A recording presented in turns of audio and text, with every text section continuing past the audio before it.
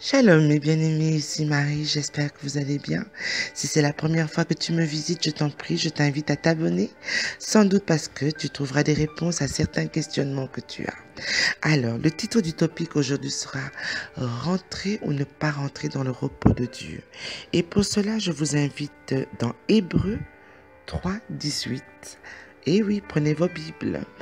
Hébreux 3, 18, il est dit ceci. Et à qui jura-t-il qu'il n'entrerait pas dans son repos, sinon à ceux qui avaient désobéi?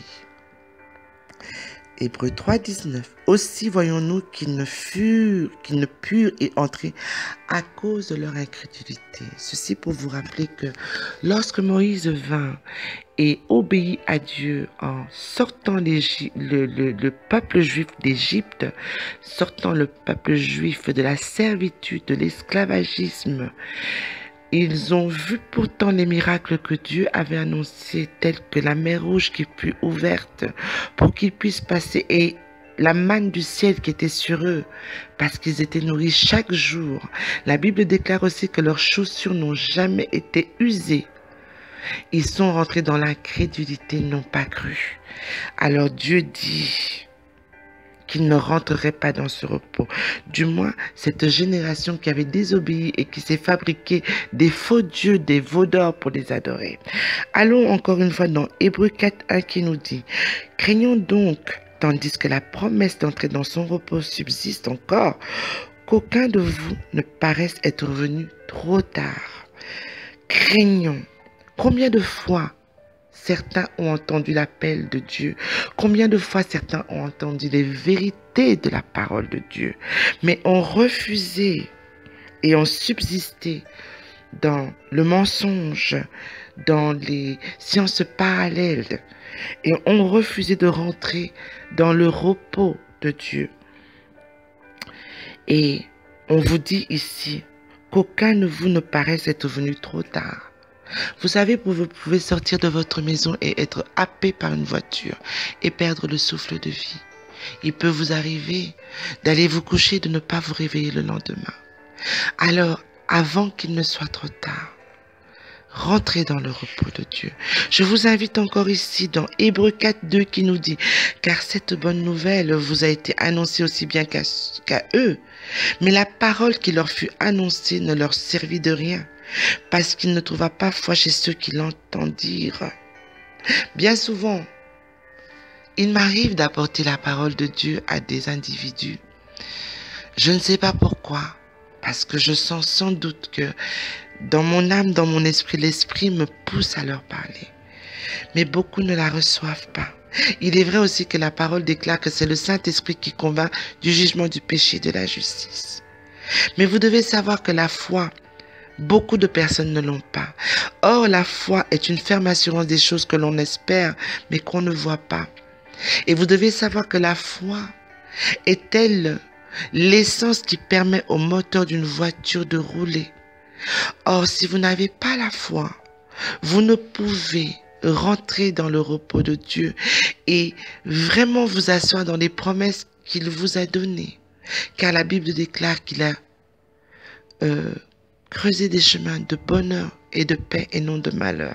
Vous ne pouvez pas rentrer dans le repos du Dieu parce que vous n'avez pas la foi qui vous permet de fonctionner dans son repos et dans la croyance et promesses qu'il a fait à chacun de ses bien-aimés. La parole déclare encore ici dans Hébreux 4.3 « Pour vous qui avez cru, vous entrerez dans le repos, selon qu'il est dit, je jurai dans ma colère, ils n'entreront pas dans mon repos. » Dieu encore ici dit, dans sa colère pour ceux qui ont été incrédules, il a dit, vous n'entrerez pas dans mon repos. Mais pour ceux qui ont cru, vous verrez et vous rentrerez dans le repos de Dieu. Hébreux 4.5 nous dit, encore une fois, ils n'entreront pas dans mon repos. À toi qui entends cette parole aujourd'hui, je t'invite à rentrer dans le repos du Seigneur, à rentrer dans les Écritures et vraiment à entraîner ta foi, à croire. Parce que quand tu crois, tu rentres dans le repos de Dieu. Dans Hébreux 4.6, il est dit, « Or, puisqu'il est encore réservé à quelques-uns d'y entrer, et que ceux à qui d'abord la promesse a été faite n'y sont pas entrés à cause de leur désobéissance. Savez-vous, pour ceux qui ne savent peut-être pas, que lorsque les Juifs qui sont partis avec Moïse, à qui pourtant la terre promise a été faite, ne sont pas rentrés dans le repos de Dieu, ne sont pas rentrés dans la terre promise. Quelques-uns, quelques rares y sont rentrés. Mais seuls les enfants de cette génération-là ont pu atteindre la terre promise. Rappelez-vous de ça. À la désobéissance ne vous mène pas de rentrer dans le repos de Dieu. Hébreux 4, 7 dit, Dieu fixe de nouveau un jour, aujourd'hui disant, dans David, si longtemps après, comme il est dit plus haut, aujourd'hui, si vous entendez ma voix, n'endurcissez pas vos cœurs.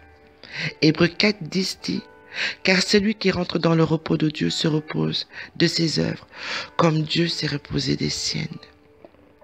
4,16.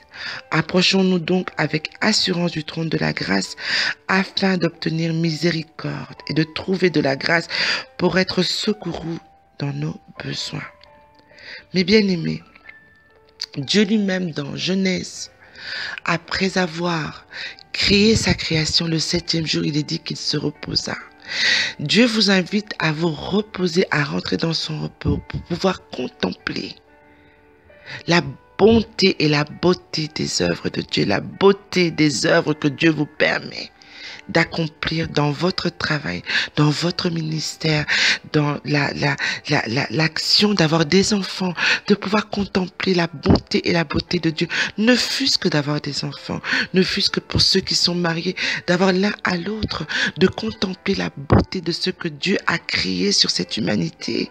Apprenez à rentrer dans le repos de Dieu, parce que notre Dieu a de la miséricorde et que nous trouvons grâce devant lui lorsque nous rentrons dans ce repos, et il nous secourt dans les moments où nous avons besoin d'être secourus. Dieu n'encourage pas l'oisiveté, ce n'est pas ce que j'essaie de dire, mais la contemplation du jour de repos est un jour où vous pouvez prendre le temps de contempler les grâces et les bontés de Dieu. Le temps de l'homme est marqué par la grâce, la gratitude, de la beauté, de la présence de Dieu. Les temps de grâce et de repos sont pour cela. Nous devons de le reconnaître.